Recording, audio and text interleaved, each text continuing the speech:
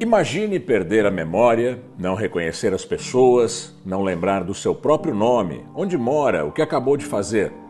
O diagnóstico de Alzheimer pode ter o impacto de uma sentença de morte para doentes e para a família. A doença afeta a parte cognitiva dos idosos e, ao avançar, faz com que os parentes próximos percam as esperanças de reconhecer o paciente como ele era antes. Não há cura para a doença de Alzheimer, mas há maneiras de diminuir o seu impacto.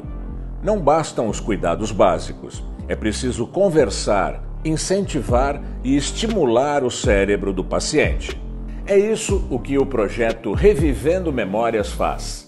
A ideia é usar um meio comum e popular, o futebol, para revitalizar a memória de pacientes com Alzheimer e aumentar a conscientização dos cuidadores. O projeto é uma parceria do Grupo de Neurologia Cognitiva e do Comportamento, do Hospital das Clínicas e do Museu do Futebol de São Paulo. Os pacientes são estimulados por imagens, áudios e troféus que retratam não só o futebol, mas também as artes e o entretenimento. Carlos, como é que surgiu a ideia desse projeto Revivendo Memórias? O projeto Revivendo Memórias começou quando, dentro do Hospital das Clínicas, na Faculdade de Medicina da USP, conversando com alguns professores e orientadores lá dentro do Departamento de Neurologia, eu perguntei se a paixão poderia ser alguma arma ou alguma ação que pudesse ajudar pessoas que estão com problema de memória, perdendo a memória, né? E eles me falaram que no Reino Unido tinha alguns projetos relacionados à memória do futebol com pacientes de Alzheimer. Então, eles usavam a memória do futebol, o passado do futebol, para fazer um engajamento e uma conversa entre pessoas que tinham Alzheimer. E principalmente esse projeto na Escócia, que chama Football Memories, é uma parceria do Museu do Futebol da Escócia com a Associação de Alzheimer da Escócia. Esse projeto lá tem há 10 anos já, tem mais de 200 lugares espalhados pela Escócia que a pessoa pode levar um familiar nesses lugares para participar dessas atividades. Eu entrei em contato com eles, eles me convidaram para conhecer o projeto deles lá na Escócia, a gente foi para lá, fez parceria, e aí eu trouxe para cá, e já tinha uma ideia do próprio Revivendo Memórias trabalhar não só com futebol, porque futebol, infelizmente, pelo passado que se pôs as mulheres não poderem ir em estádio, não poderem jogar futebol, o futebol que ficou Limita uma um coisa, pouco. ficou masculino. Então, a minha ideia era a paixão, meu tema era paixão, né? Meu tema não era futebol, mas o futebol é um dos mais poderosos E paixões que a gente tem. como E é aí que eu te ocorre? construí em cima da música, cinema, poesia, literatura, não só E o por que, futebol. e por que você teve essa ideia de imaginar que a paixão pudesse ser um gatilho, ou não um gatilho, mas um meio de recuperar a memória? Por causa da memória emocional, né? Então, é, é, pacientes de Alzheimer, eles conseguem, o problema deles, principalmente em grande parte do tempo que eles têm a doença, a memória mais antiga, ela continua com ele ou está lá e está tendo um difícil acesso. O que ele começa a perder é a memória de curto prazo, a memória de trabalho, a memória executiva, de o que ele comeu, o que ele almoçou, o que ele fez ontem, se perder no caminho, etc. Mas a memória de longo prazo, aquela memória lá no fundo, ela está lá ainda e você precisa tentar resgatar ela. E a memória emocional, ela tem uma força maior. Então, a ideia da paixão eu acredito que desde criança todo mundo tem uma paixão, né? Queria ser jogador de futebol, queria ter uma banda de música, queria ser escritor, queria ser cineasta. Então, essa paixão ela fica por toda a vida, né? Você cresce com ela. Se você vai trabalhar com isso ou não, não importa, você vai continuar com ela, né? É uma coisa sua, uma coisa única de cada pessoa. Então, eu comecei a questionar isso, se a paixão pudesse ser um gatilho lá na memória emocional para trazer esses momentos especiais, para que eles pudessem começar a reviver momentos especiais que foram na vida deles, porque o Alzheimer cria o isolamento social das pessoas que estão com a doença, não só o paciente, mas também na família, pessoas que começam a cuidar, elas também vão para o isolamento social e com isso elas vivem cada vez menos momentos emocionais, né? Então, a ideia do projeto é resgatar isso. Aham. E aí entrou aí a lei com o Museu do Futebol. Você que trabalha com essa paixão, o futebol, como é que é esse trabalho com as pessoas que têm Alzheimer, Alê?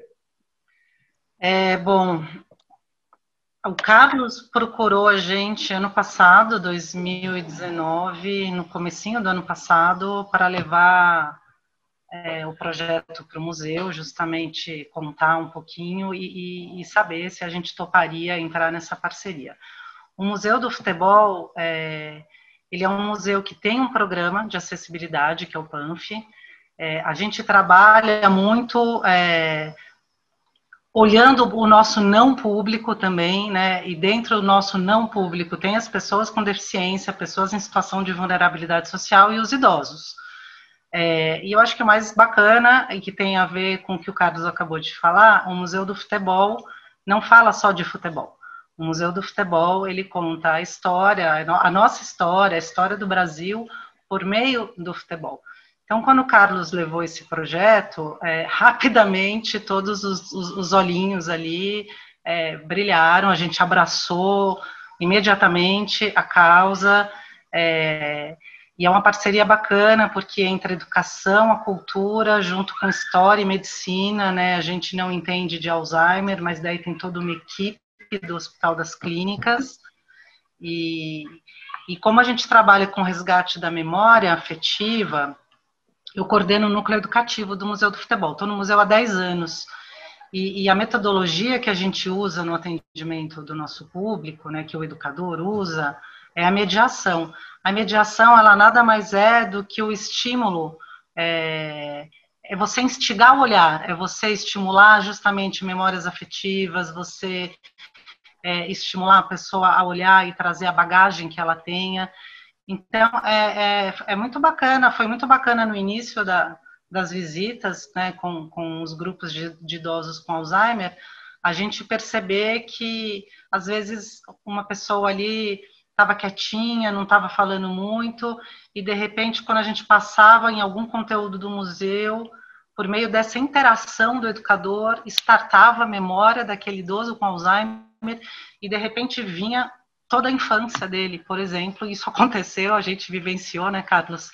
E é muito emocionante, aí você percebe de fato como o futebol é poderoso mesmo nesse sentido desse resgate dessa memória afetiva.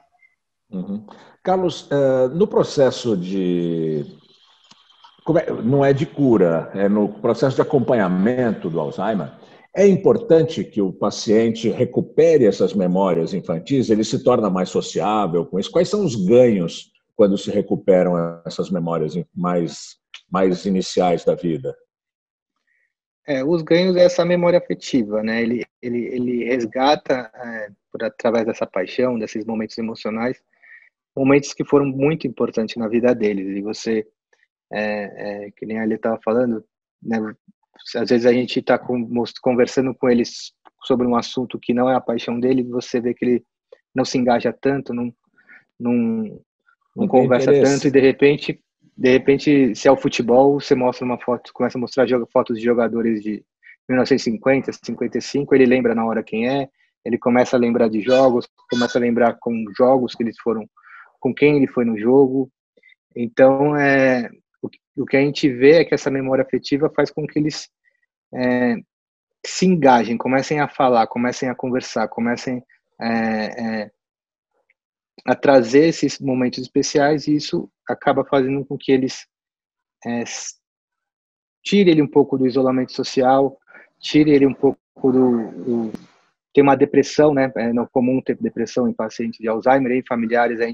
Esse projeto ele busca também fazer uma diminuição dessa depressão, da ansiedade, do estresse. E aí a gente tenta criar esses grupos de socialização para que cada vez mais ele possa viver esses momentos e melhorar a qualidade de vida dele. Então, é nisso que a gente busca. A cura, infelizmente, do Alzheimer a gente não tem ainda. É uma doença que não tem cura.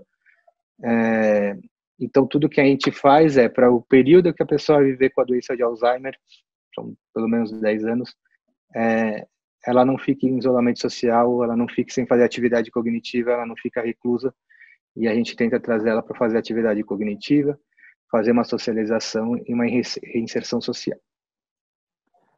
Ale, vocês já perceberam no museu vários episódios de felicidade que as pessoas recuperam, né? Que estão guardados nessa memória afetiva. O que é que mais fica guardado na memória das pessoas do futebol, de todo o processo que tem no museu? É bastante individual esse processo, né? Eu acho que o Carlos trouxe uma coisa importante, que é esse protagonismo. Então, eu acho que o projeto, quando ele estava acontecendo no museu presencialmente, porque agora a gente está fazendo online, a gente estava trabalhando com grupos pequenos, né, um grupo de 10 pessoas, 10 idosos com Alzheimer, e uma coisa muito bacana que a gente fazia presencialmente, a gente continua fazendo agora, é uma espécie de entrevista com os familiares, para traçar o perfil. Então, por exemplo, se a gente estava ali com um grupo de 10 idosos com Alzheimer, a gente já sabia o time que eles torciam, cada um, se gostava de futebol ou não. Às vezes, olha, ele não gosta tanto de futebol, mas ele gosta muito de cinema, ele gosta de música. Então, isso, para a gente, são instrumentos muito poderosos para essa mediação. Então, a gente viu, por exemplo, eu vou dar um exemplo do seu Gilberto, que está com 90 anos, né, Carlos, se eu não me engano, acho que está com 90, tem Alzheimer, e ele chegou no museu muito calado, muito fechado com a esposa dele, a esposa não tem Alzheimer, e o seu Gilberto, ele ficou muito quietinho, e a gente fica com aquela sensação assim, nossa, mas será que tá chato para ele? Mas não é, ele tá do jeito dele, absorvendo aquele conteúdo. Tem uma sala do museu que se chama Pé na Bola, que é uma sala que são vários vídeos, são vários monitores, que aparecem vários pés. Então tem pé descalço, pé com tênis, pé com chinelo, bolas de todos os tipos, bola de verdade, bola de cabeça de boneca, e vários tipos de campo, areia, asfalto. Quando a gente entrou naquela sala, o seu Gilberto, ele lembrou que ele fazia bola quando ele era pequeno, que ele costurava o couro, bola. Então, naquele momento, ele começou a contar. E aí, é muito emocionante, eu fico arrepiada só de lembrar, porque, assim, parece que ali naquele momento acontece uma mágica, que eu não sei dizer que lugar do cérebro, que, né, por isso que é super importante a equipe ali, o Carlos e a equipe, mas ali naquele momento que ele traz, olha como é forte, ele tem ali pessoas que estão ouvindo a história dele. Então, a autoestima, além dele perceber que ele está resgatando uma memória, ele tem pessoas que estão ouvindo a história dele. Ele ganha importância no grupo. Exatamente. Então, essa reinserção, é esse momento que ele percebe, puxa, eu estou aqui ainda, eu estou vivo. É muito bonito, é realmente muito bonito. Só para comentar, perfeito, Ale, essa autoidentidade, né? Isso acontece bastante. Eu vi isso na Escócia, nos estudos na Escócia, no estudo que a gente está fazendo aqui. Quando começa a ter a doença de Alzheimer, a pessoa perde o trabalho, não sabe mais ir na rua, em determinado momento não vai saber mais tomar banho ou se trocar sozinha. Então, a identidade dela do que ela começa a ficar batida, né? Sofrida. E quando ele começa a conversar através, no caso do que a Ilha falou, da lembrança dele do futebol, ou qualquer outro tema que ele gosta muito, que ele começa a relembrar, ele começa a contar, ele começa a relembrar do trabalho dele, né? Ele começa a trazer de volta a identidade dele. Então, ele cria essa autoidentidade dele, ele traz essa autoidentidade dele de volta, que é extremamente importante para ele, né? Porque, além de todos os sintomas da doença, a pessoa ainda começa a se sentir sem identidade, o que ela foi, o que ela fez, o que ela construiu. Ela começa a lembrar que ela construiu uma família, qual era o trabalho dela. Ela traz também, olha, eu trabalhava isso, eu construí isso no meu trabalho. Isso é muito importante. E um outro benefício também que a gente viu bastante é o engajamento. Engajamento antes da sessão, durante a sessão e após a sessão. Então, isso acontece muito. A pessoa conhece o programa, vai uma vez, e aí ela fala seja a filha, o filho, que é o cuidador, fala, quando que a gente vai visitar nossos amigos no museu de novo? Quando a gente vai falar sobre futebol? Quando a gente vai lá de novo?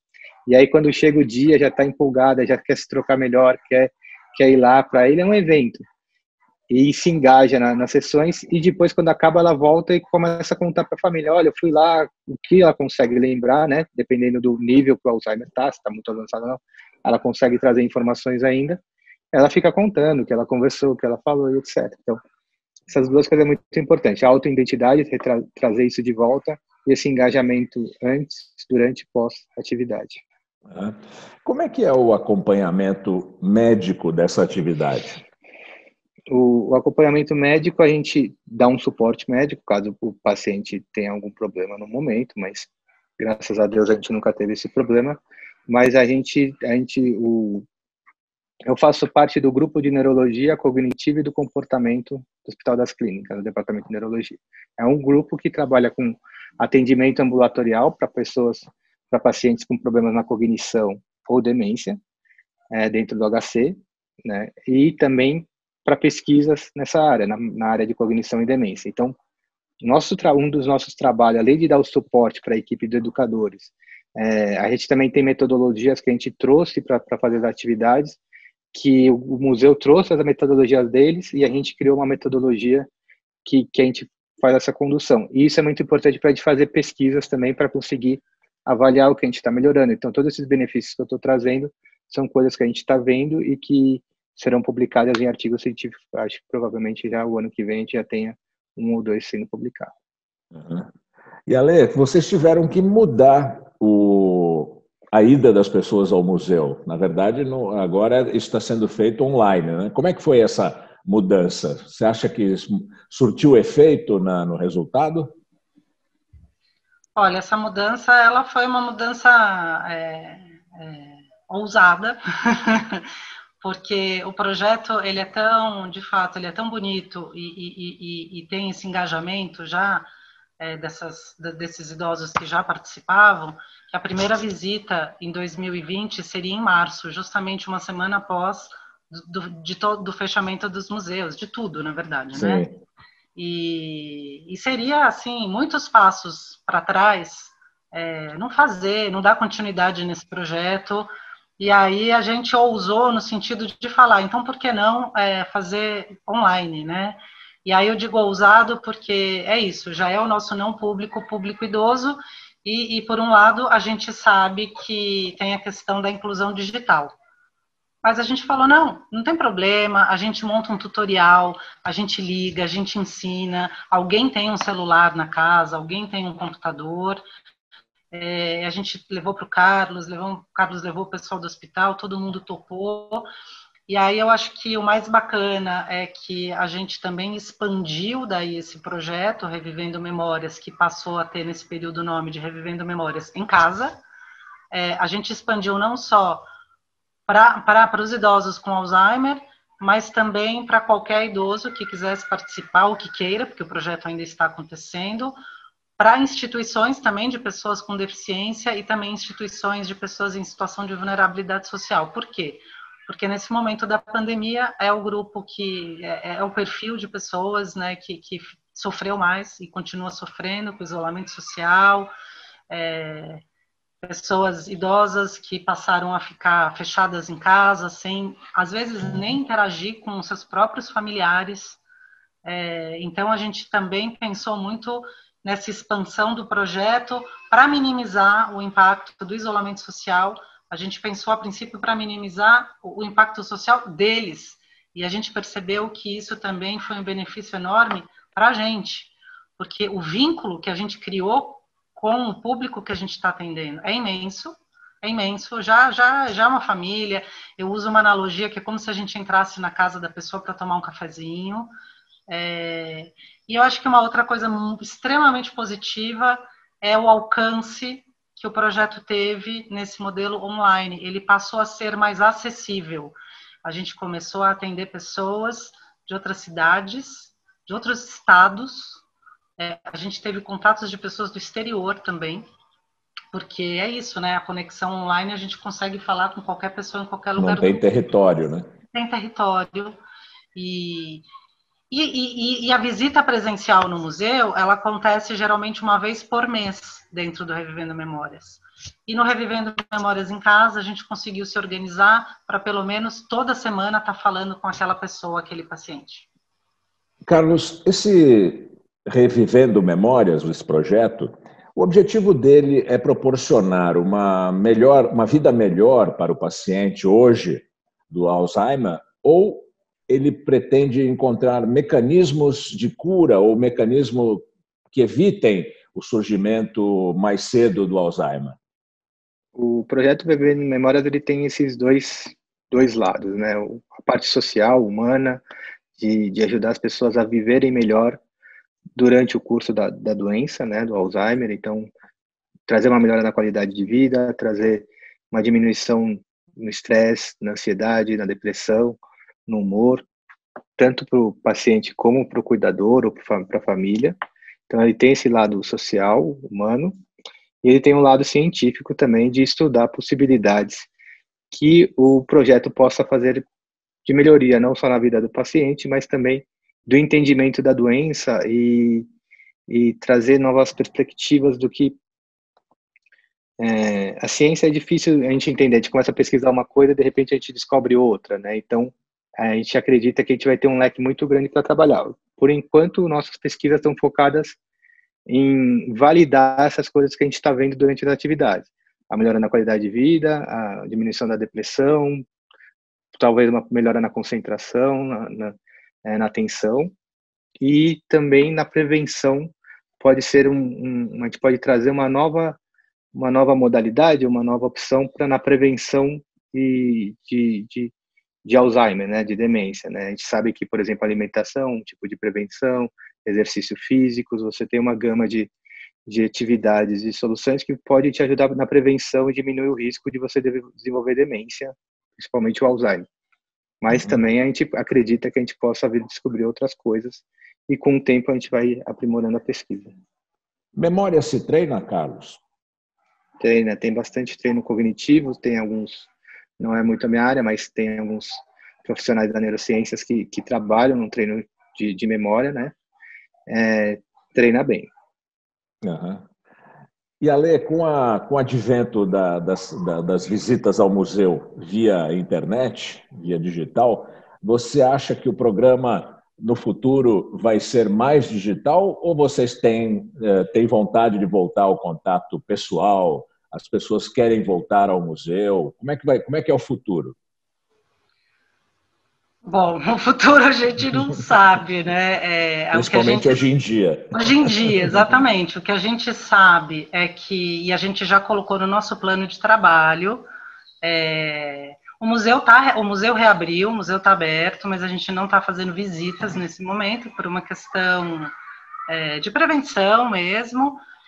Assim que tiver a vacina e todo mundo tiver vacinado, o projeto ele continua presencialmente e online.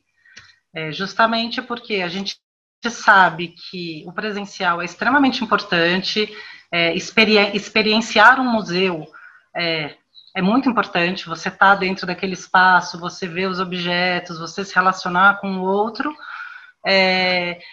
E, por um outro lado, o online, como eu disse, a gente está vendo essa potência que a gente tem de conversar com pessoas de outras cidades, outros estados e outros países. Então, eu acho que o projeto ele se amplia, né? Porque a gente vai conseguir continuar com essas duas frentes. Tá bom. Então, eu só tenho a agradecer a vocês dois, Ale e Carlos. Muito obrigado por estarem com a gente aqui no Planeta Azul. Eu que agradeço. Agradecemos pela oportunidade para mostrar o projeto novamente.